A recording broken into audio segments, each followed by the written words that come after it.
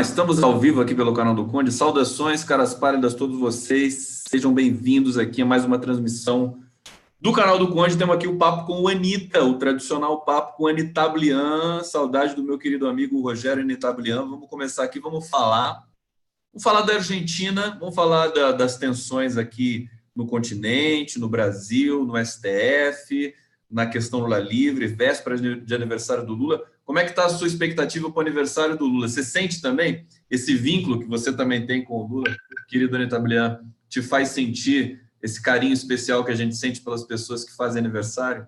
Boa tarde, Conde. Boa tarde, amigos. Prazer estar aqui mais uma vez. Realmente, a aura, eu sempre falo sobre isso, né? A aura que o entorno desse ambiente do Lula e principalmente após todo esse processo, né? Eu acho que ficou muito mais emocional, ficou uma coisa muito mais carregada de energia e um amadurecimento para a causa como um todo. É uma alegria poder, no domingo, comemorar os 74 anos do Lula. Pena que ele ainda não esteja na rua, né? Que a gente espera que esteja em breve. Olha só, Anitablian, enquanto eu estou vendo aqui uma imagem para colocar do nosso Tumbi aqui na transmissão, eu coloquei o título meio provocativo aqui: Não chores pelo neoliberalismo Argentina, fazendo um intertexto aí com o hino da Evita Peron. Tem um artigo importante hoje do Mário Vitor Santos, que está na Argentina, jornalista brasileiro, ex-ombudsman da Folha de São Paulo, dizendo que o Alberto Fernandes conseguiu uma proeza. E, na verdade, a Cristina Kirchner conseguiu essa proeza com a inteligência dela em abrir mão da cabeça de chapa, em chamar o Alberto Fernandes, que era um crítico à própria Cristina. Em 2008, ele saiu do governo, Cristina Kirchner. E com isso ela conseguiu unificar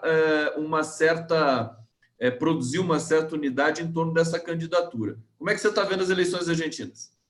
As eleições da Argentina, eu recebi 7 pesquisas. As 7 pesquisas apontam vitória no primeiro turno do Alberto Fernandes e da Cristina. Já existem, como em outros países da região, caso da Bolívia especificamente, alguns movimentos que contestam o resultado da eleição, o futuro resultado da eleição, que são absolutamente inacreditáveis, né? Porque o Estado está na mão deles. Se existisse algum risco de fraude, seria por parte de quem está à frente do Estado.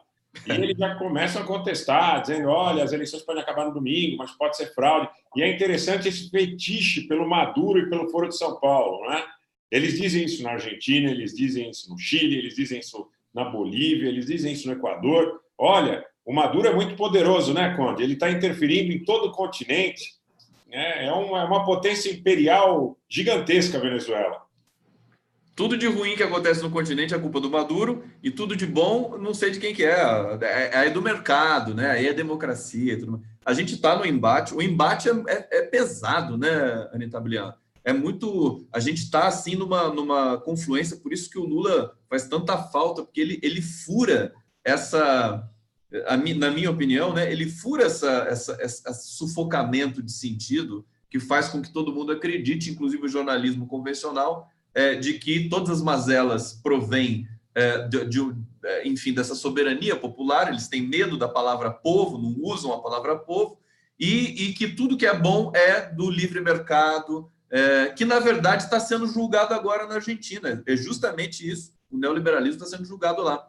Comenta para a gente um pouco mais. O neoliberalismo está sendo julgado lá e reportagens recentes dão conta que a fome voltou para a Argentina, uma carestia, uma fome, as crianças que não têm recursos sequer para comer, para poder frequentar uma aula, porque a criança que não come não aprende, coisas que já estavam afastadas do cenário político cotidiano, social da Argentina há 50, 60 anos. Eles tiveram problemas após aquele governo do Menem, que foi um arremedo disso aí, né? Foi um namoro, essa coisa de criticar a indústria nacional.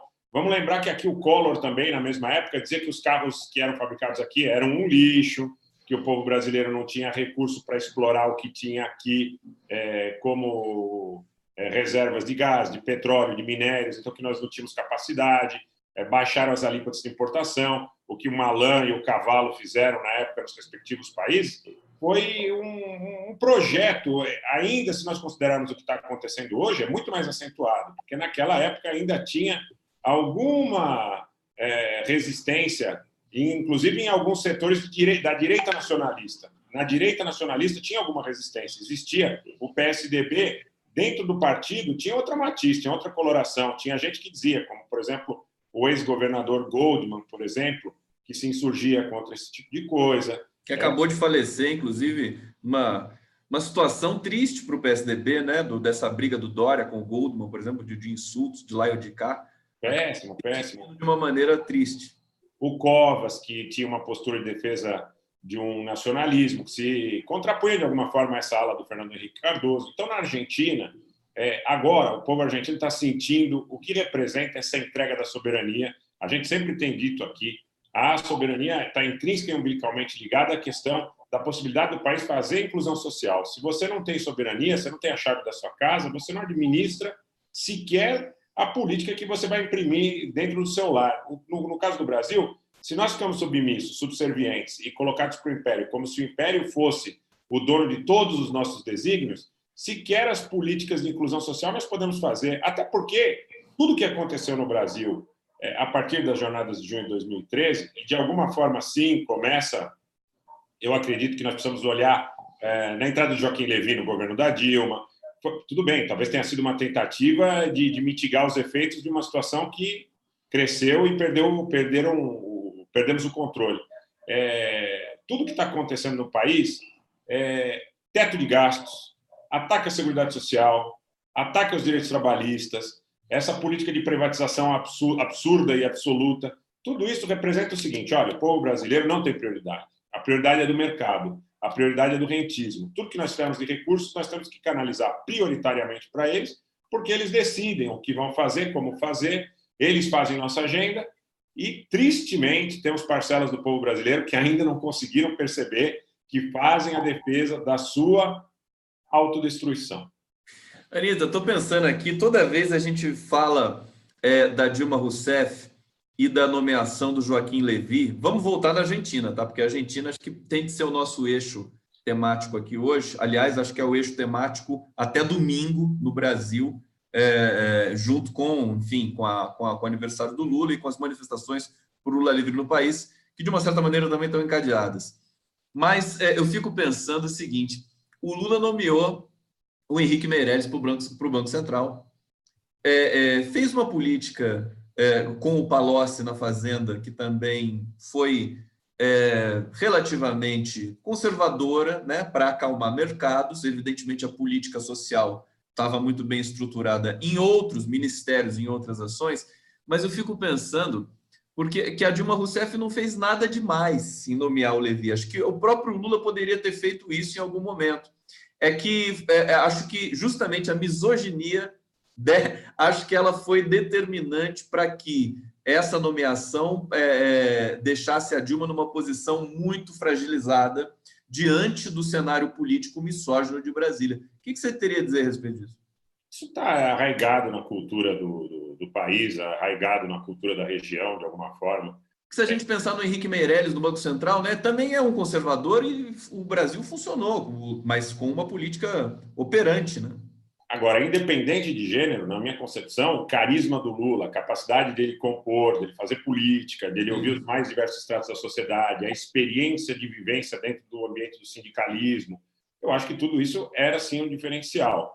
Agora, talvez esteja mesmo arraigado dentro da sociedade, até eventualmente dentro das nossas próprias análises, alguma coisa que seja talvez mais severa em relação ao crime, mais duro em relação ao governo da Dilma, pelo aspecto dela ser mulher e dela ser a primeira mulher a presidir o país, né?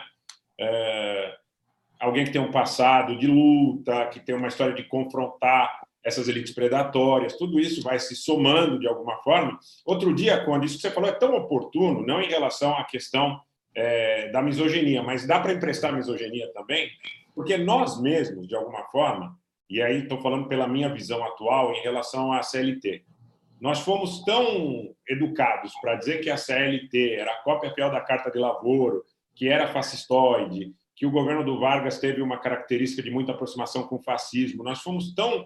A mídia reverberou tanto isso que, mesmo dentro do ambiente progressista, até pouco tempo atrás, de alguma forma, nós víamos hoje eu entendo como um advento, como um avanço da CLT, porque até o final da República Velha a gente não tinha nenhum tipo de garantia trabalhista, como alguma coisa deletéria. Então, quando a gente faz uma análise crítica em relação ao Joaquim Levy, pode sim, eventualmente, ter alguma coisa de carga arraigada de ser mais crítico, mais duro com o governo da Dilma, né? Independente do fato que eu reafirmo que, para mim, o Lula, como negociador, tem uma capacidade muito maior. Às vezes a gente esquece. Acho que aquela história, né? Eu sempre lanço mão aqui de um enunciado básico. Falar depois é fácil, porque o que minou completamente o governo Dilma foi o Eduardo Cunha na presidência da Câmara. Quer dizer, toda essa sabotagem que ela sofreu, né? Na verdade, ela poderia ter nomeado, se ela nomeasse um progressista, um desenvolvimentista para o Ministério da Fazenda, eu não sei se ia resolver, entendeu? Político não ia resolver, ia ser, talvez fosse pior ainda para a sequência do governo. Mas não vamos ficar remoendo essas questões. Talvez. Você quer comentar, querido? Fala. Só uma coisinha bem rapidamente. Isso que você falou do Eduardo Cunha é verdade, mas mostra a importância que o Lula sempre remarcou, inclusive antes da campanha de 2018, de uma forma mais enfática, de nós darmos uma atenção especial para a questão da representação no legislativo, porque o Quinalha foi candidato a presidente e perdeu para o Eduardo Cunha com uma quantidade de votos um pouquinho maior do que a Dilma teve para preservar o mandato. Alguma coisa na faixa de 160, 170 votos, não me lembro exatamente.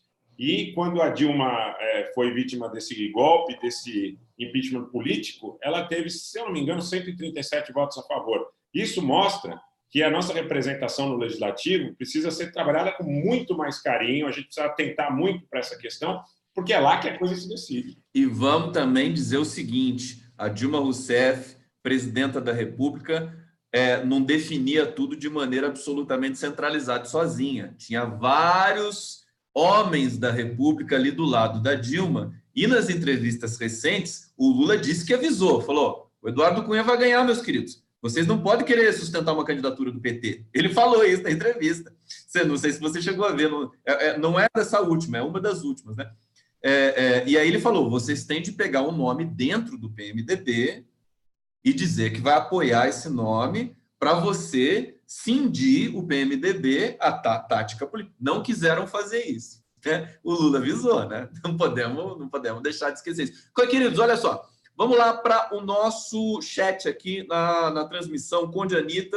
Estou colocando Conde Anitta aqui. Pode, Anitta? Tranquilo, poxa, é um prazer. Sem problema nenhum. Eu acho tão carinhoso chamar você de Anitta. É tão bacana. Olha só, Nice Souza, boa tarde, meninos navegantes. Santa Catarina presente, Lula livre já. Crônicas do Positivismo, a voz do coração, Semi José. Aqui é o nome do perfil, esse aqui. Saudações para você, Jaciara Freitas da Cruz.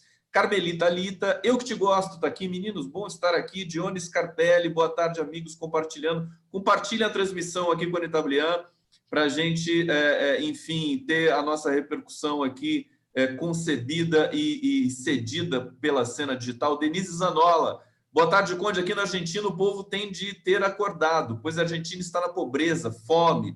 Jaciara Freitas da Cruz está dizendo Lula livre, inocentado, Salvador presente. E Anês Ferreira Gomes Barbosa, um bom Lula livre para todos, companheiros, paz e bem. Deixa eu ver na sequência aqui os últimos comentários, pessoal comentando bastante aqui na transmissão. Só um minutinho que eu quero dar atenção para todos aqui. Ó. Leopoldo Kasswiner. Quando o bolsonarismo naufragar de vez, teremos de fazer uma asepsia nas mentes intoxicadas por tão vil filosofia destrutiva. As escolas terão o que passar por uma faxina, terá de passar por uma faxina e os fascistas afastados. Vamos voltar para a Argentina, Anitta Brian? E aí eu quero te perguntar o seguinte. Você acha que o que está se anunciando para essa eleição, a derrota soberana, fragorosa, eleitoral do neoliberalismo, do Maurício Macri? A Argentina é o segundo país mais populoso, segundo a economia da América Latina. Eu queria que você comentasse as consequências, a repercussão dessa eleição na Argentina. Até onde você acha que isso pode causar um impacto aqui no Brasil? Pode, está tudo muito próximo. existe ameaça aí de ruptura em relação ao Mercosul, com a eleição do Alberto e da Cristina, mas essa é uma questão que o Bolsonaro já defendia na campanha, é bom que se frise. Ele já dizia que a prioridade dele não era o Mercosul, muito provavelmente alimentado pelos verdadeiros donos da candidatura, os lobbies estadunidenses. Então, eles não queriam, até esse é uma outra situação que a gente pode exemplificar a política ativa e altiva do Lula, porque ele foi lá e encarou a ALCA. Ele encarou a ALCA, acho que foi um segundo momento ou terceiro momento de alerta. Teve aquele anterior, quando ele falou para o Bush que não ia invadir o Iraque. Algumas outras situações, quando ele fala, por exemplo, que vai instituir uma força de defesa do continente para se contrapor à Quarta Frota Americana. Então, claro que o resultado da eleição na Argentina vai afetar as relações não só no seio do Mercosul, como em toda a América Latina. Essa eleição do Evo Morales eu vejo como um dado positivo. Existe alguma contestação que claramente não tem nenhum objetivo de pleitear um dado real de fraude eleitoral, é uma tentativa de tumultuar, de criar cisânia, de criar tumulto, de tirar a credibilidade do governo do Evo. É importante também, no domingo tem eleição no Uruguai, a Frente Amplio, mais uma vez, pode ganhar as eleições. Daqui a pouco só o Brasil vai estar fascista na América Latina, né? Que todos os países estão entrando numa espiral do progressismo. E o sócio número 1, né, que é a Colômbia, que foi o laboratório de experiência dos estadunidenses, onde tem 9 bases militares estadunidenses. Eles dizem que é para combater o narcotráfico, mas é interessante que com 9 bases estadunidenses ali, o maior exportador de cocaína é a Colômbia, né, de pasta base, e o maior consumidor são os Estados Unidos da América do Norte. Então é interessante, essa política parece que não é muito eficaz. O resultado da eleição na Argentina também pode, de alguma forma, promover uma melhoria na autoestima aqui dos movimentos sociais, dos partidos políticos voltados à ideia da defesa de um nacionalismo emancipatório. Eu acho que a gente encontra muita coisa positiva no resultado da eleição argentina. E a atenção dobrada, redobrada, triplicada em relação às sabotagens, aos aspectos da guerra híbrida. Estou lendo muito sobre a guerra híbrida, estou assistindo muitas coisas vinculadas ao que está acontecendo na América Latina. Algumas coisas, nós instintivamente temos a ideia de que insurgências que rezem contra neoliberalismo, injustiças, previdência privada, sejam algo que nos interessa, a priori, como orientação, né, como fio condutor do debate. Mas é preciso que nós tomemos muito cuidado, muito, muito, muito cuidado, porque a gente está em tempo de guerra híbrida, de conteúdos impulsionados nas redes sociais, de guerra cibernética, de infiltrações, de fake news, de toda a monta. Então, é muito importante quem vai levar o fio condutor da narrativa, de quem vai ser o protagonismo da narrativa. Eu tenho muito medo, porque sabe que gato escaldado tem medo de água fria, das jornadas de junho de 2013 aqui no Brasil. Né? Medo em que sentido, Anita Tabliano? De uma apropriação desses movimentos que têm uma base absolutamente legítima em relação às demandas por parte de grupos que não sejam aqueles que estão interessados em reverter esses processos, mas de legitimar uma narrativa, no sentido de que é necessário endurecer o regime. Peraí, deixa eu fazer uma pergunta para você. Você acha que se o Brasil, por exemplo, tiver uma reação popular, como está tendo no Chile, como muitos analistas estão entendendo que o Brasil é o próximo, a bola da vez, depois do Chile, desse movimento do Brasil ser apropriado por segmentos aí da extrema-direita? É perigoso, é perigoso. Eu não sei se a narrativa seria via extrema-direita. Eu sei que a percepção que eu tenho é que a guerra que era feita com infantaria, hoje ela está feita com inteligência, com contra-informação, com infiltração, com fake news, com divulgação. A gente assistiu isso em muitas situações assim de uma forma flagrante.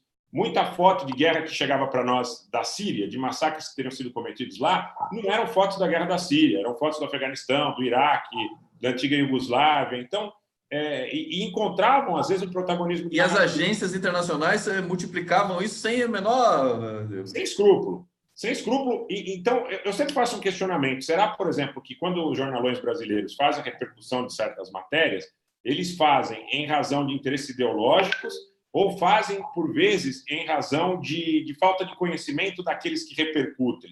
Porque eu acho que tem os dois componentes. Eu acho que tem um pouco da acomodação.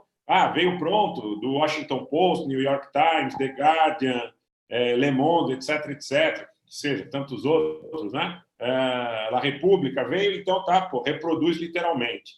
às vezes, eu acho que não é só a falta de senso crítico. Muitas vezes, talvez, seja um desconhecimento de causa, uma acomodação.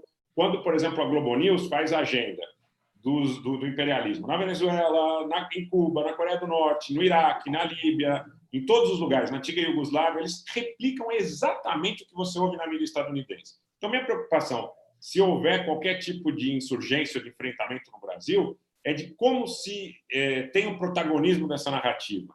Qual é o protagonismo da narrativa e quem se apropria a posteriori desse protagonismo? Que grupo que caminha no sentido de legitimar a demanda perante a população? Muito bom, Rogério Nitablian. Deixa eu vir aqui mais uma vez para o nosso bate-papo, ler alguns comentários aqui. Denise Zanola está dizendo, essa história Dilma podia ter feito, poxa, ela fez o trabalho dela. O que teve foi golpe de Aécio, Rede Globo e FHC Legislativo, que são 80% corruptos. Concordo com a Denise. Eu acho que, às vezes, a gente... É fácil, né? Por isso que o Haddad escreveu aquele artigo na Folha e teve problemas depois com a militância do PT, porque, enfim, de novo, essa história da Dilma e tudo mais, realmente deu uma uriçada, digamos assim, na militância. Ivone Barros está dizendo aqui, pois é, e vocês perceberam que os homens usaram as mulheres para fazerem os trabalhos sujos quando uma mulher era presidenta? Janaína, Carmen Lúcia, etc. Mulheres que envergonham outras. Ivone Barros, esse comentário aqui. Rose Pruvot, temos de ter candidatos do MST, MTST, indígenas, eclesiais de base, etc., etc. Perfeito comentário. Deixa eu ler mais alguns. Denise Zanola. Conde, você viu o vídeo que eu te mandei sobre o Chile? Não vi ainda, Denise. Vou tentar. Você mandou aonde? No meu Facebook? Vou tentar acessar, tá bom, querida? Nelly Amorizio. Quem ainda está dando ouvidos para o Ciro? Ah, não. Tá? Ninguém aqui. Acho que foi só você que falou, Nelly. Ciro quem? Inclusive, o pessoal já pergunta que Ciro Gomes realmente é um desassunto, né, Anitta Blian? Com todo respeito, né? Você quer comentar? Não, né? Não. Ciro Gomes, não. Tudo bem. Olha só, Anitta Blian,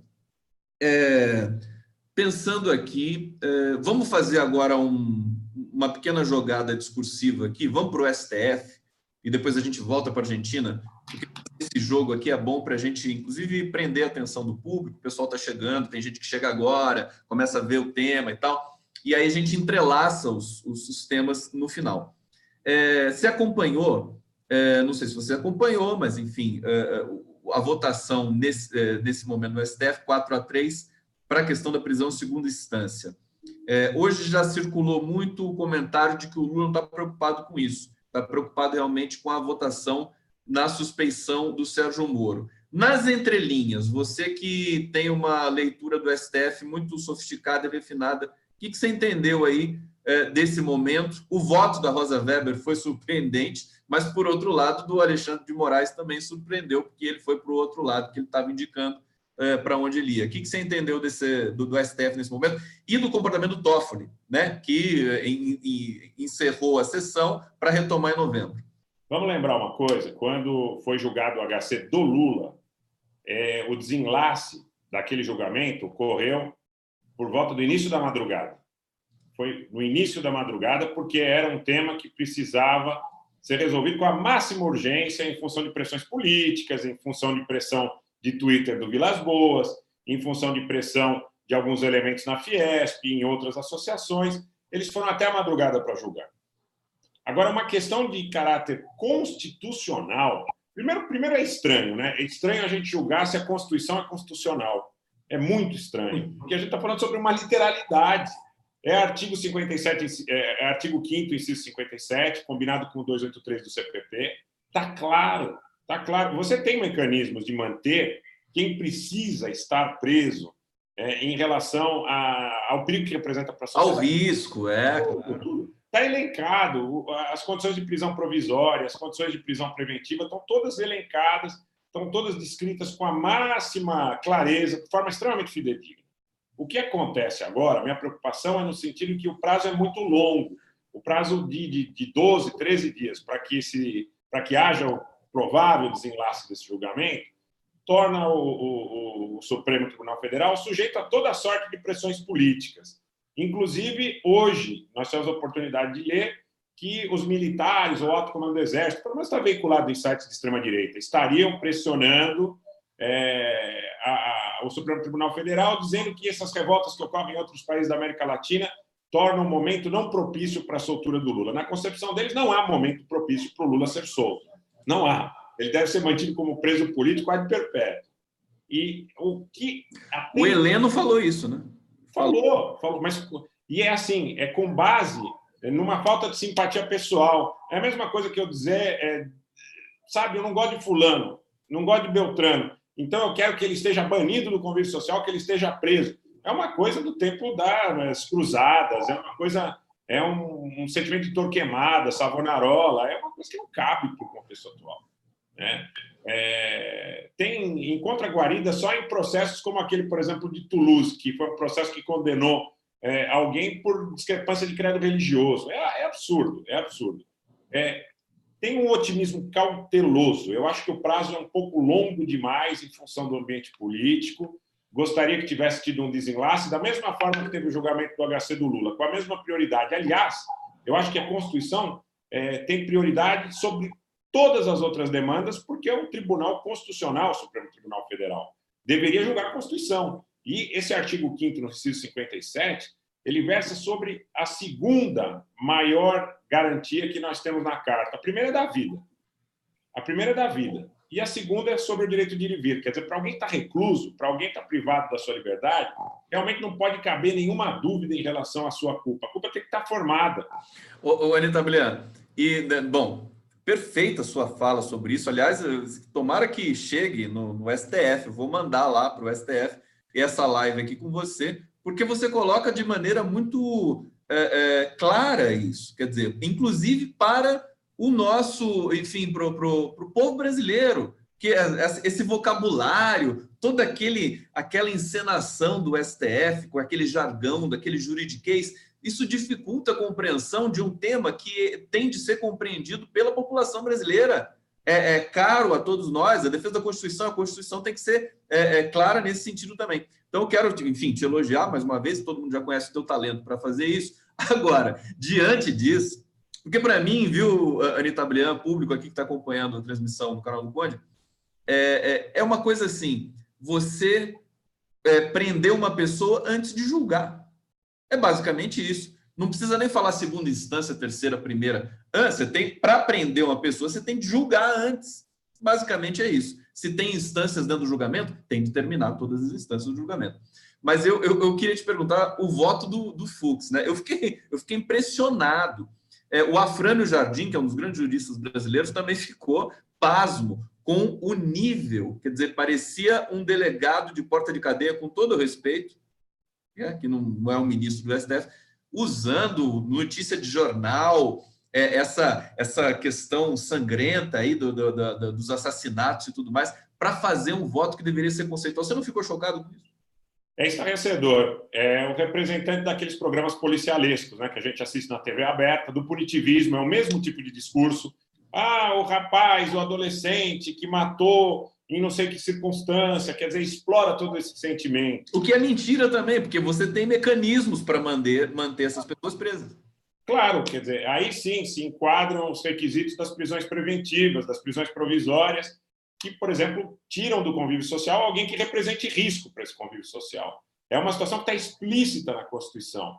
Então, o voto do Fux é infantil, é um representante do modelo do que se pratica no jornalismo policial, da grande mídia, no punitivismo, nessa necessidade da gente explorar demandas de punitivismo imediatista que se contrapõem às vicissitudes da justiça. Você tem o devido processo legal e a ampla defesa, elas comportam prazos para que sejam levados a cabo de uma forma efetiva.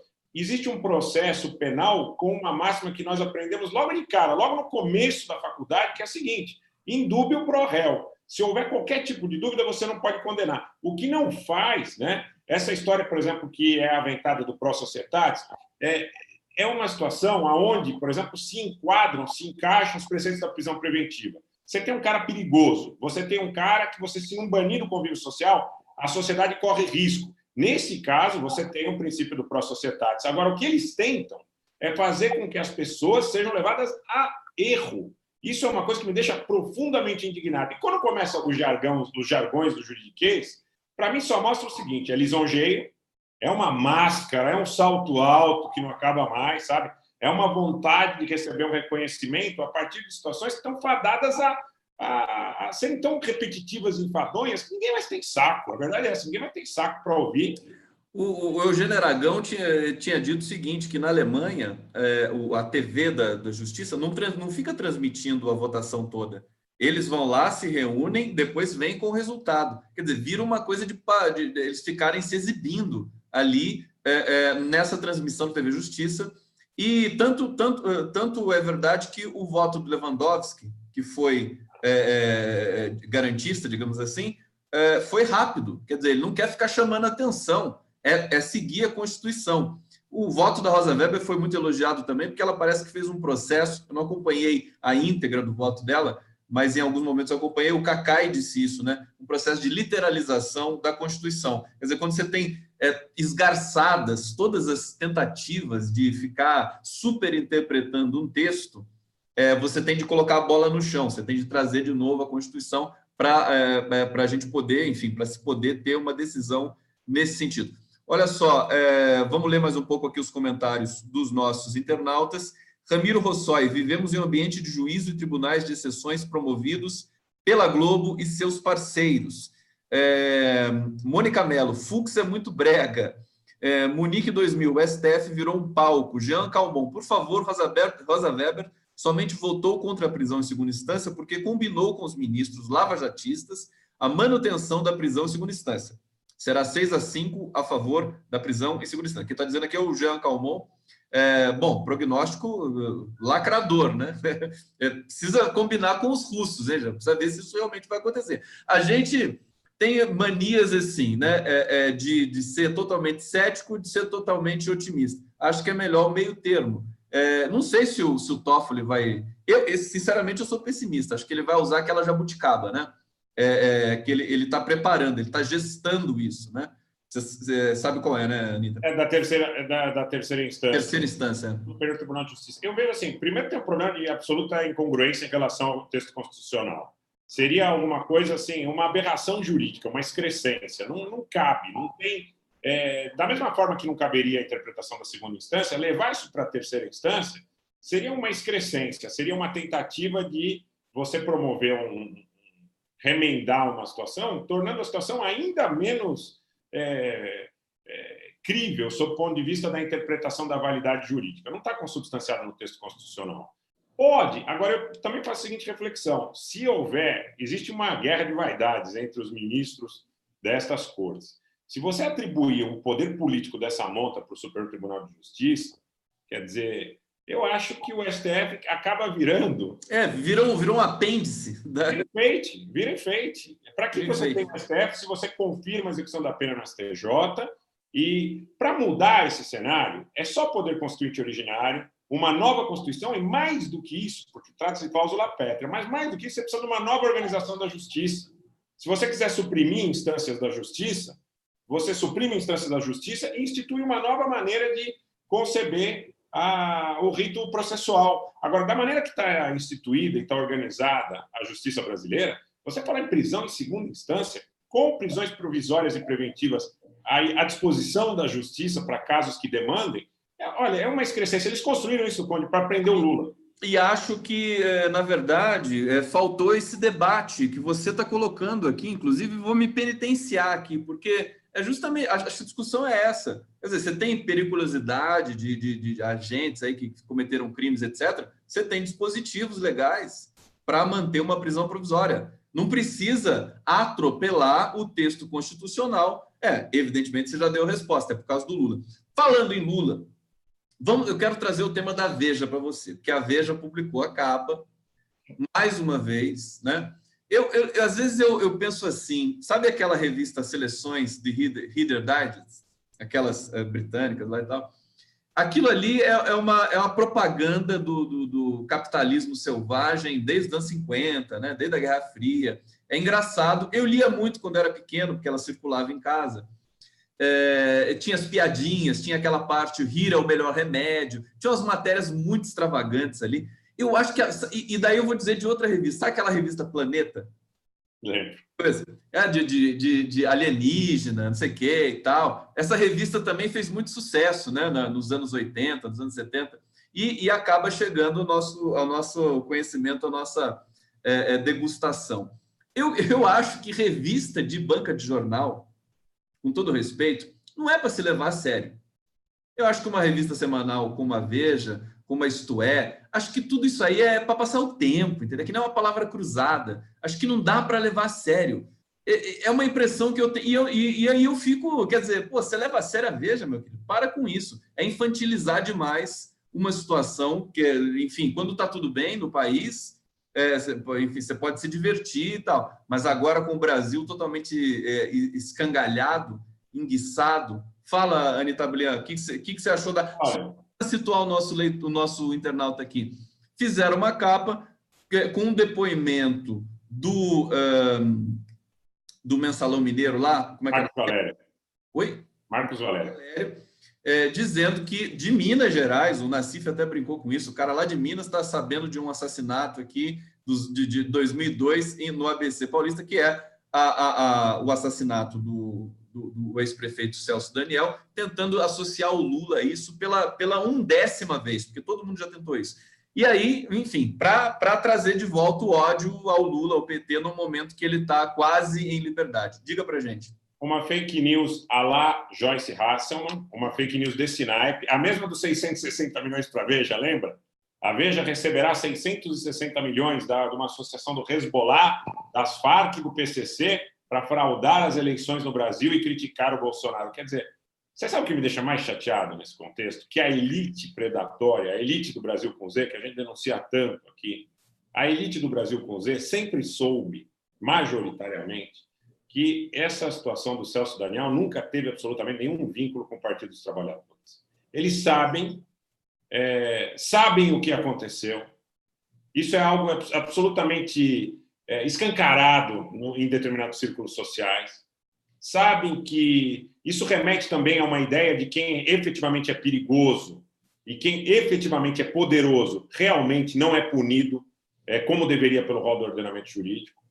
E, ainda assim, eles têm a pachorra de, através dos seus meios, proliferarem, darem espaço para esse tipo de fake news. Quer dizer, é um negócio de uma falta de honestidade. É uma coisa que muitas vezes me deixa profundamente indignado e, às vezes, sem saber sequer como responder a uma situação dessa monta, né? Eu estava lendo outro dia, eu tenho ouvido muito a história da cismogênese de Bateson. Então, fui me inteirar, realmente eu confesso que eu não conhecia, que mostra muitas vezes como nós somos compelidos a desmontar versões tão farsescas em função desse tipo de repercussão que uma capa da Veja como essa nos traz, e nós acabamos, mesmo que involuntariamente, forçando a corda, né, como se fosse um cabo de guerra, a gente tem que puxar para o outro lado e acaba criando uma instabilidade no seio da sociedade, no sentido que a sociedade acaba repercutindo sem ter elementos de discernimento para saber que isso é uma coisa muito absurda. E, às vezes, a gente tem que desmentir, e, por outro lado, é um negócio tão delicado que você acaba, de alguma forma, criando mais ainda visibilidade para o tema, e pessoas que não têm condição de discernir, às vezes, acabam comprando uma ideia dessa. Olha, o negócio me deu nojo. Posso falar de verdade, de coração, me deu nojo quando eu vi isso, porque a elite, aquela mesma que veicula a Veja, aquela mesma que deixa no consultório médico, no consultório dentário, no laboratório que as pessoas vão fazer exame, exposta, até hoje eu vejo, às vezes eu vou em consultório dentário, até hoje eu vejo capa de revista Veja de 4, 5 anos atrás, detratando Lula, e está ali em primeiro lugar na pilha, fazem questão de deixar, né? Outro dia eu fui num escritório de um amigo, arquiteto, estava em primeiro lugar na pilha uma revista detratando Lula, o chefe da quadrilha, não sei o quê. Quer dizer, eu fico pensando, que tipo de situação é essa? Porque a maioria das pessoas que ajuda a reverberar esse tipo de coisa sabe que é mentira.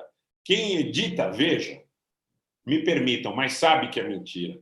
Eles sabem que o PT, e muito menos o Lula... E aí, eu acho que tem, desculpa, Anita Blian, a lógica das redes sociais tóxicas, né? Você tem uma notícia supostamente... nem é bombástica isso, porque é tão requentado, é uma acusação tão... Mas, assim, gera uma energia e, eventualmente, vende exemplares, e os exemplares circulam, e esse segmento aí que está quase que abandonado agora, o fascismo bolsonarista, aproveita a revista para poder ter uma sobrevida. E, em vez de cobrir, por exemplo, o que está acontecendo no PSL, o que está acontecendo no Nordeste, a capa da Veja poderia ser o óleo no Nordeste. Não fizeram uma capa sobre isso. O maior acidente ecológico do país já está, digamos, consagrada essa leitura. Vários oceanógrafos. Aliás, vamos mudar para esse tema do óleo. Vamos falar de coisa que existe, né, Anita Bliel? Só um pouco, para variar, né? O Lula acabou de subir uma manchete aqui no 247, que eu acho que é da entrevista que o Lula deu ao Brasil de Fato. Quer dizer, uma cretinice o poder público brasileiro não ter ido até o Nordeste testemunhar. Bolsonaro não pisou lá. O Ricardo Salles, ele tem de ir com proteção, porque ele é vaiado em todo lugar que ele pisa. Ninguém reconhece a autoridade do Ricardo Salles como ministro do Meio Ambiente. E a gente já fizeram aí, pesquisaram os crustáceos, os peixes, todos estão com vestígios de óleo nos seus organismos e tudo mais. Como é que você vê? Eu acho que é uma coisa tão triste, tão violenta, e o estado de São Paulo está subindo mais uma notícia dizendo que a Petrobras identificou que o óleo é proveniente da Venezuela, mais uma vez também. Como se isso fosse resolver. É da Venezuela, então pronto, resolveu, ninguém precisa mais saber de mais nada. Fala, Anita Bliel. A Venezuela é geni. O comunismo é geni. A política de defesa do Partido dos Trabalhadores, dos partidos que estão vinculados, são contextos de você criminalizar aquele que é seu oponente ideológico.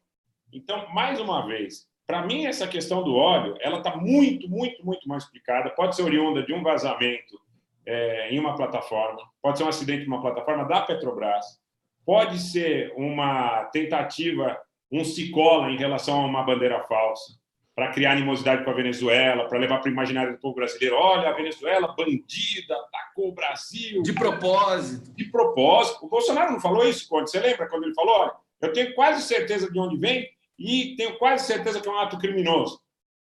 Qual é o embasamento? Essa rede que você está dizendo aí com muita propriedade, que é uma rede tóxica, onde a gente vê repercutido, não é só Joyce Hasselman, tem Alan não sei o quê, eu não gravo os nomes, não gravo mesmo, não tenho nenhum... Alan Santos, eu também não... Sabe, aí tem o tal de Lisboa, que o sujeito disse que o Lula tinha 243 milhões no Banco do Vaticano. Quer dizer, se é um país sério, é prisão preventiva na hora para um cara desse. Porque é uma coisa tão leviana, tão sem embasamento, você dá rede social, e eu converso muito com amigos meus que às vezes cobram só aquela postura, eu falo, não adianta, a responsabilidade que a gente tem, quando nós nos comunicamos com 10, com 100, com 1.000 ou com 10 mil pessoas, ou com 1 milhão de pessoas, é muito grande. Você não vai vir para a rede social para sugerir uma leviandade. Outro dia um cara me mandou um messenger e ele disse o seguinte, quem passa fome não quer saber de nacionalismo emancipatório. Quer dizer, a discussão tem que ser no nível... Eu disse, não, o povo merece coisa boa, cara. O povo merece coisa... Eu fiquei muito indignado. Eu disse, o povo merece coisa boa e eu não vou tratar ninguém como cidadão de segunda ou terceira classe. Chegar como eles fazem, contando mentira, falando palavrão, sendo deselegante, xingando todo mundo. Não adianta. Não adianta. Eu não acredito que as pessoas mereçam receber informação de terceira qualidade, de terceira classe. Não adianta. A gente tem que falar e tem que fazer as pessoas entenderem, acreditarem que todo mundo merece o melhor. Você merece o melhor carro, você merece a melhor casa, você merece ambicionar ter a melhor educação. Tem que ter capacidade, tem que ter cabedal para compreender tudo que envolve seu interesse, seus direitos. Agora chega com um chavão. Olha da Venezuela, o Maduro, comunista, está acabando com o Brasil. E o pior, Conde, é que você falou, tem estratos da sociedade que, infelizmente, repercutem, que ficam à mercê. Aí você ouve, de repente, um cara que está num ponto de ônibus, que acorda 3h30, 4 horas da manhã, dizendo assim, não, mas olha, tá vendo a Venezuela? Estão sujando tudo aqui. Quer dizer, o cara mas então, tem esse apelo, né? Tem essa adesão, é fácil, é mais rápido. Eu lembro sempre do Felipe Neto, né? O Felipe Neto que, enfim, o youtuber que era de direita, conservador, e aí teve uma inflexão aí, sobretudo porque defende as classes LGBT. Enfim, me parece um cara minimamente que está buscando se reposicionar nesse caos que virou o debate público brasileiro. Ele diz assim, o problema das teses da esquerda, olha só que bacana que ele fala, já falei para você isso, né?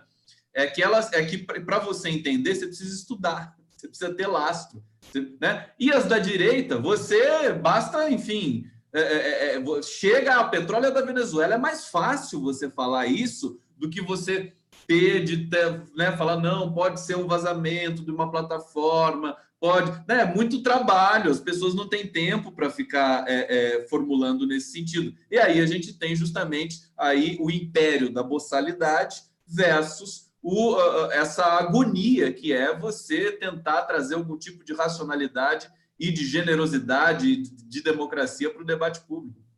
Devolvendo para você. Mas é isso mesmo. E eu me contrapus. Eu acho que assim, o ódio foi tão disseminado na sociedade brasileira que, inclusive, estratos vinculados aos ideários progressistas, populares, nacionais, do nosso lado, algumas pessoas acabaram, de alguma forma, assimilando isso.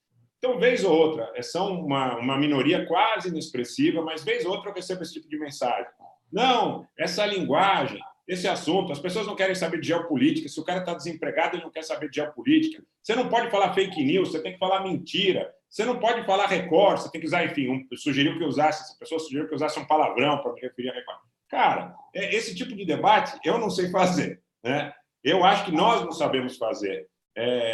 Diminuir a qualidade da mensagem como se nós acreditássemos que as pessoas não mereçam conhecer a verdade. É como se fosse assim, vamos ter uma concepção pragmática? Então, vamos imaginar assim, já que as pessoas não conseguem, em alguns estratos, compreender o que se passa, vamos fazê-los compreender da maneira que eles sejam capazes. Eu acho que é melhor, eventualmente, perder uma eleição com dignidade, estando do lado certo, na trincheira certa, do que fazendo gol de mão e golpeando pelas costas. Rogério Nitablian aqui no Conde Anitta, no canal do Conde, toda sexta-feira às 17 horas. A Dione Scarpelli está lembrando aqui, o Greenpeace já está processando o ministro, o sinistro, né? Até o Greenpeace eles colocaram no meio dessa história. Quer dizer, o Greenpeace é culpado, não, é o óleo da Venezuela, e o Estadão cai. Eu não acredito, o Estadão caiu na declaração de um caminhoneiro que estava ameaçando o STF e manchetou uma notícia dizendo que os caminhoneiros do Brasil iam fazer uma paralisação em protesto contra o STF.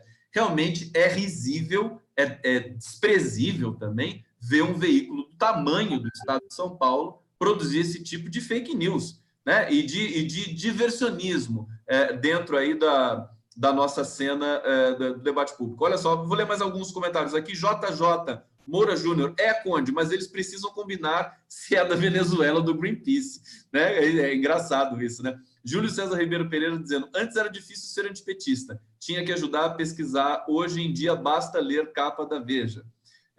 Deixa eu ver aqui o que mais nós temos. Abadia Pereira, isso mesmo, Conde, pensar dá trabalho, eles não suportam.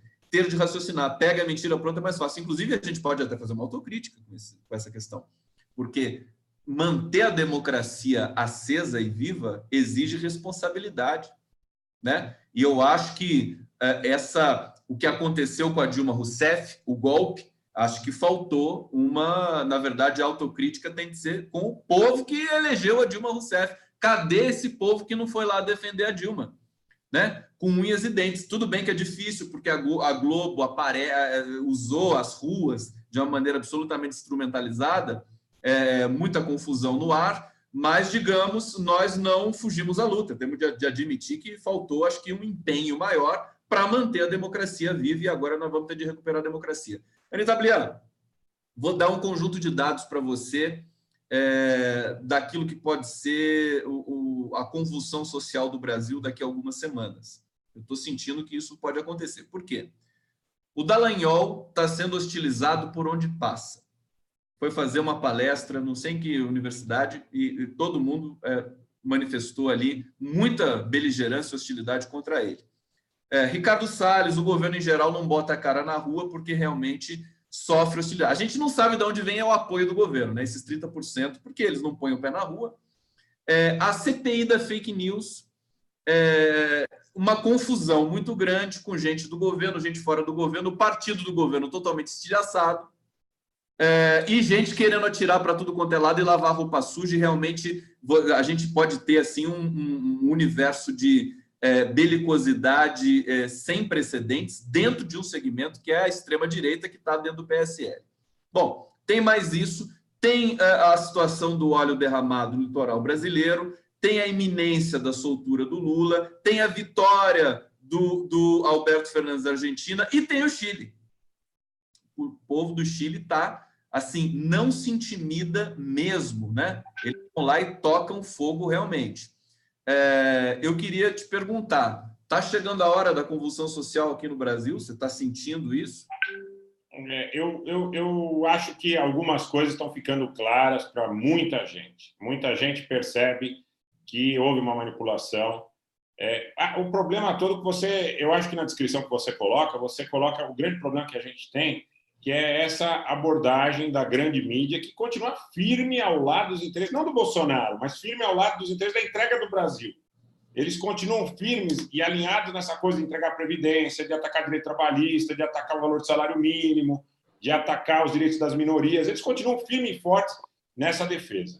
Então, para que haja, vamos dizer, um estopim no sentido de que um movimento tome corpo nesse sentido, eu acho que esses grandes veículos de mídia, de alguma forma, teriam que ter contrapontos. Lógico, a gente faz esse tipo de contraponto o tempo todo em relação à parte da assimetria, mas a gente faz esse tempo todo levando informação para as pessoas. O que acontece no Brasil de diferente, talvez, em relação aos países vizinhos, é que falta um pouco de disseminação de consciência cívica e política numa parte da sociedade que ainda se coloca como isenta. Muita gente diz assim, o governo Bolsonaro não presta, mas nenhum político presta. Isso é uma coisa que me preocupa profundamente, porque quem acha que nenhum político presta, muitas vezes não tem uma ação política no sentido de protestar para que politicamente você possa reparar essa situação. É o tipo da opinião que não presta, né? Se achar que nenhum político presta, então você também não presta. Também não presta. Eu escuto isso todo dia no elevador, quando eu estou, principalmente em prédios comerciais que eu costumo frequentar, muita gente chega, realmente, você tinha razão, não foi bacana votar no Bolsonaro. Pô, você está vendo, tal, você se arrepende do seu voto. Mas aí vem, muitas vezes, essa reparação. Ninguém presta. Mas político nenhum presta. Agora eu estou vendo que político nenhum presta. Nem o Bolsonaro, político nenhum presta. As pessoas tentam se eximir um pouco dessa responsabilidade. Pode acontecer, porque a política é muito dura em relação aos direitos da enorme maioria do povo brasileiro. Porém, eu acho que a gente tem uma situação atípica em grandes estratos da sociedade brasileira que ficaram um pouco à margem dessa consciência necessária cívica e política para a defesa, pelos arquétipos, paradigmas, da soberania e dos seus direitos elementares, né? Atacaram muito os sindicatos, tiraram muitos recursos dos sindicatos, atacaram e criminalizaram muitos movimentos sociais, apesar que concordo contigo que existe um sentimento de latência em relação à insatisfação. As pessoas estão muito insatisfeitas. E aí, mais uma vez, é importante que haja um alinhamento, um protagonismo da narrativa para poder orientar as pessoas no sentido de que alguém me faz mal, mas quem é esse alguém que me faz mal? Quem está me tirando o direito? Porque na narrativa desses grupos hegemônicos, isso que está acontecendo é reflexo do petrolão, da roubalheira do PT. Isso não acontece há quantos anos? Né? Que é uma coisa completamente artificial, que não guarda absolutamente nenhum tipo de parâmetro em relação à verdade. A Petrobras é uma empresa que cresceu muito nos governos nacionais e populares. Só para lembrar, Conde, essa ação da Petrobras, que, se eu não me engano, está R$ 27, R$ 28 na Bolsa, a preferencial. Parece que ela atingiu um número muito de valor de mercado agora, mas está explicado, porque ela passa a ser, digamos, desejada pelo mercado internacional. Está vendo que está tudo sendo vendido aqui no Brasil. Mas no governo Lula, no final do segundo mandato do governo Lula, ela chegou a R$ 40. A Petrobras chegou a R$ 40. Quer dizer, o que era ineficaz à frente da administração da Petrobras, né, levou essa ação preferencial da Petrobras a R$ 40 e pagando muito dividendo, mas pagando muito dividendo mesmo, e sendo ambicionada por todos os investidores do mundo, fundos de pensão, todo mundo que tinha dinheiro, fundo de fundo, vinha e ambicionava comprar ações da Petrobras. A Petrobras ela teve grande queda no valor das suas ações preferenciais quando ela foi atacada como parte, insisto, da guerra híbrida. Porque a Petrobras, o pré-sal, a nossa soberania, e vou além, a Braskem, a JBS, o programa do submarino de propulsão nuclear, todos eles foram objeto de ataque por parte dos Estados Unidos. Conde, eu assisti, você deve ter assistido também, Privacidade Hackeada e Snowden, Herói ou Traidor. Em ambos, nós percebemos, em momentos de ambos documentários, que o Brasil ele foi mais espionado do que a China e a Rússia, que são potências nucleares gigantes. O Skype ele foi mais espionado no Brasil, esmiuçado, devassado, do que na China e na Rússia juntas. Quer dizer, o Brasil foi objeto de um ataque sem precedentes. E as pessoas não conhecem essa realidade. Quer dizer, e acham que é delírio, que é a teoria da conspiração. Quer dizer, mais um, daí entra no mundo realmente das injunções do discurso, né? Quer dizer, não é, a gente não experimenta a realidade sensível, a gente experimenta a realidade modalizada pelo poder. Claro, porque aí vem aquela coisa. Você já ouviu isso na Globo? Já ouviu isso na Record? Já ouviu isso no SBT? Eu nunca ouvi. Agora, já ouvi em mídia estrangeira, mesmo de países que não têm alinhamento com políticas ideológicas de esquerda. Mas você ouve o tempo todo essa discussão que o Brasil foi objeto de cobiça, de espionagem, que o proselitismo da teologia da prosperidade veio como arma de guerra. Isso eu já ouvi na TV portuguesa, na TV espanhola, na TV venezuelana, na TV iraniana, na TV da Grécia. Agora, nunca ouvi na televisão brasileira. Quem faz esse trabalho, de alguma forma, é a mídia progressista. Lá e cá, sem, infelizmente... É um assunto tabu, né? Eles não tratam disso, né? É ordem editorial, não pode tratar desse assunto.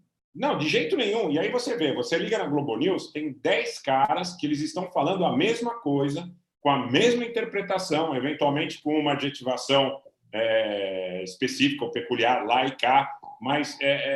eles têm o mesmo viés ideológico, eles têm a mesma apropriação sob o ponto de vista do discurso, eles têm a mesma visão. Eu já dei esse exemplo aqui, acho que num papo nosso, que inclusive eu vi em algum lugar de alguém que agora eu não vou poder dar o crédito, porque me esqueci, mas é como se fosse um time batendo pênalti sem goleiro, 10 vezes, e se eventualmente você chutar fora, a bola bater na trave... Bate de novo, volta. Bate de novo.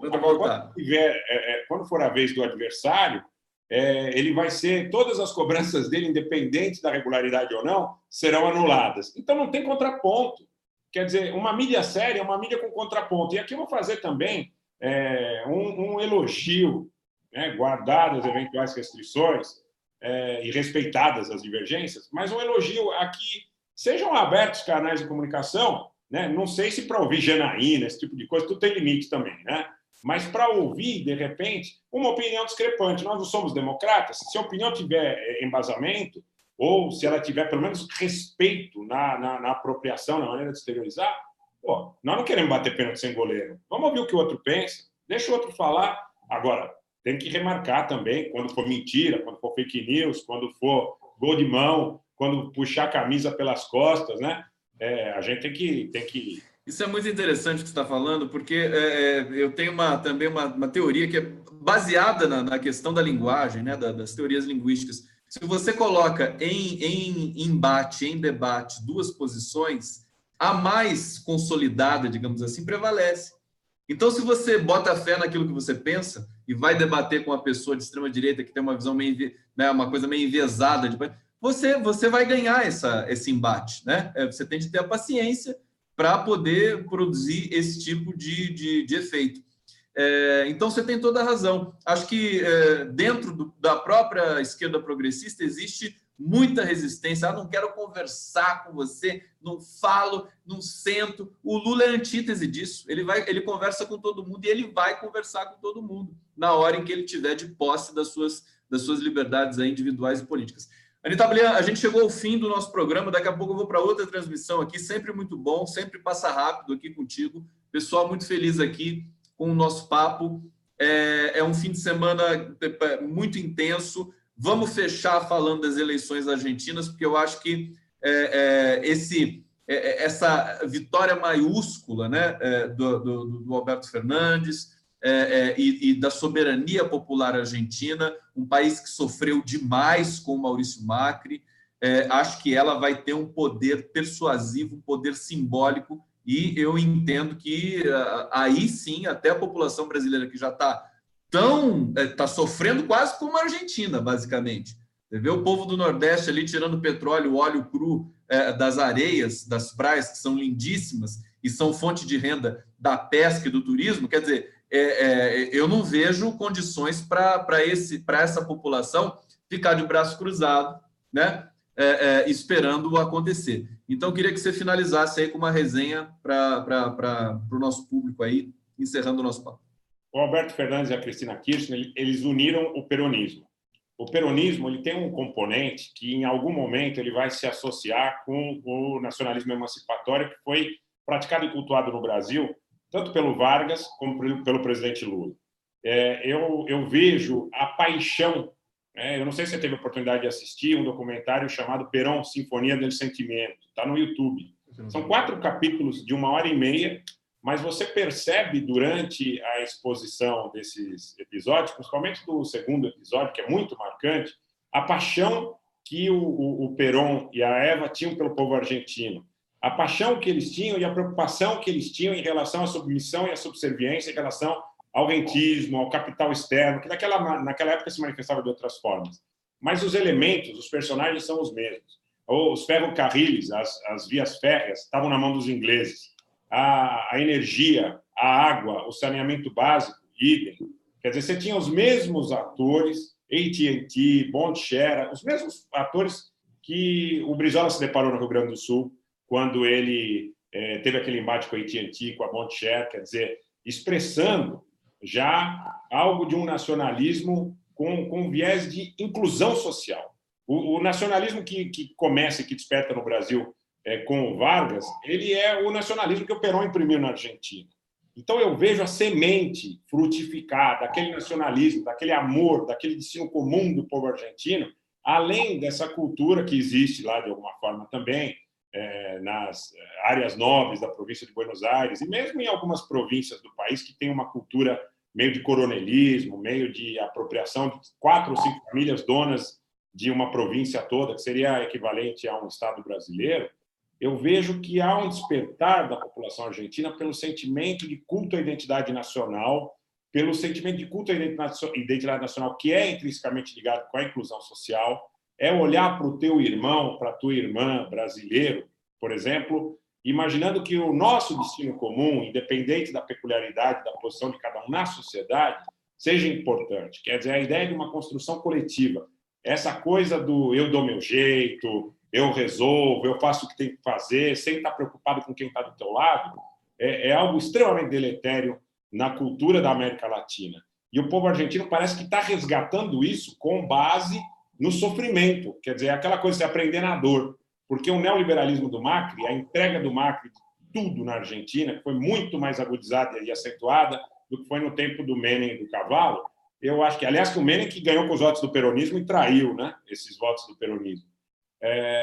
Mostra que nós temos caminho, nós temos expectativa. E se nós conseguirmos voltar a imprimir essa autoestima na sociedade brasileira, o amor do brasileiro pelo Brasil, o amor do brasileiro pelas coisas do Brasil e pela expectativa que representa um destino comum de sucesso para todos, nós temos possibilidade, sim, de capitalizar essa vitória do Alberto e da Cristina e voltarmos a ser felizes aqui. E a figura do Lula, Conde, naturalmente, representa, porque nós não temos mais o Perón, nós não temos mais o Vargas, mas nós temos o Lula aqui como preso político.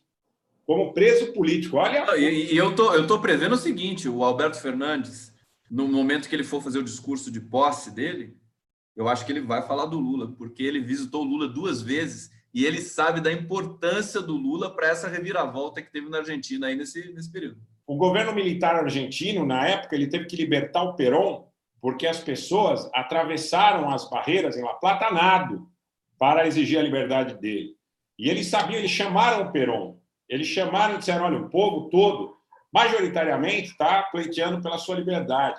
Eu acho que esse sentido e esse sentimento, independente de insurgências sociais combatendo as políticas do neoliberalismo, essa coesão em torno do nome do Lula está aumentando sobremaneira. Você vê na rua. Hoje eu converso com muita gente que antes dizia, eu coloco, claro, críticas a muitos jovens que são alienados em relação à política, mas eu converso com muita gente nas ruas que diz o seguinte, eu já entendi que o Lula é um preso político. Então é hora da gente, sabe, esse espírito da liberdade do Lula tem que nortear todo o nosso trabalho, ao meu ver, porque ele é muito representativo, é o fio condutor do resgate de uma identidade nacional. Então, que a vitória do Alberto e da Cristina traga à sociedade brasileira esse apreço, esse amor por si mesmo. Conde, é tudo questão de autoestima. O Lula é um mestre mesmo, inclusive quando evoca a questão da autoestima, porque ele sacou isso há muito tempo atrás. Quando você ataca a autoestima das pessoas, e as pessoas têm ídolos vira-latas, Hulk, Ana Hickman, Ratinho, enfim, que tais, me desculpem até a citação nominal, mas não tem hora que não tem como, tem hora que fica por aqui. Mas é algo que não produz algo de positivo para cada um. Cara, você merece, sabe? Não existe essa história de... sabe, uma coisa que me deixa indignado também, Conde, é aquela história do o doutor até sorriu para mim, ele até me deu a mão, sabe? Eu era garoto, tinha 12 anos de idade, trabalhava numa loja. Uma vez chegou uma senhora que era faxineira de um vizinho e ela disse assim, tem roupa para qualquer um? Eu falei, mas como assim? Ela falou assim, para gente à toa. E era uma senhora digna e trabalhadora. Então, essa autoimagem, ela tem que ser extirpada do seio da sociedade brasileira. Mas o Lula estava fazendo isso, né? Por isso que levaram ele para lá, né? Tava, porque aí as pessoas que andavam de jegue passaram a andar de moto no Nordeste. E passaram a entender que eles tinham direito de ir para o aeroporto, que eles tinham direito de sentar em mesa de restaurante. E aí a classe média europeísta parou e pensou o seguinte, cara, meus filhos vão ter que disputar vaga no mercado de trabalho com esse pessoal. E o triste, sabe o que é triste? A única coisa que essa classe média tinha era isso, era essa exclusividade, porque eles não tinham conteúdo, não tinham lastro intelectual, não tinham futuro, não tinham essa autoestima, realmente era uma coisa artificial que estava ali. Então perderam isso e ficaram desesperados. Querido Rogério Nitablian, muito obrigado pela presença aqui no canal do Conde. Depois você baixa e retransmite aí no seu canal esse nosso papo. Pessoal aqui adora você no meu canal. Eu também gosto muito de você, meu querido amigo Rogério Nitablian. A gente se encontra na sequência, talvez esse fim de semana, porque está muito intenso aqui. De repente, a gente faz alguma coisa aí, tá bom? Tamo junto.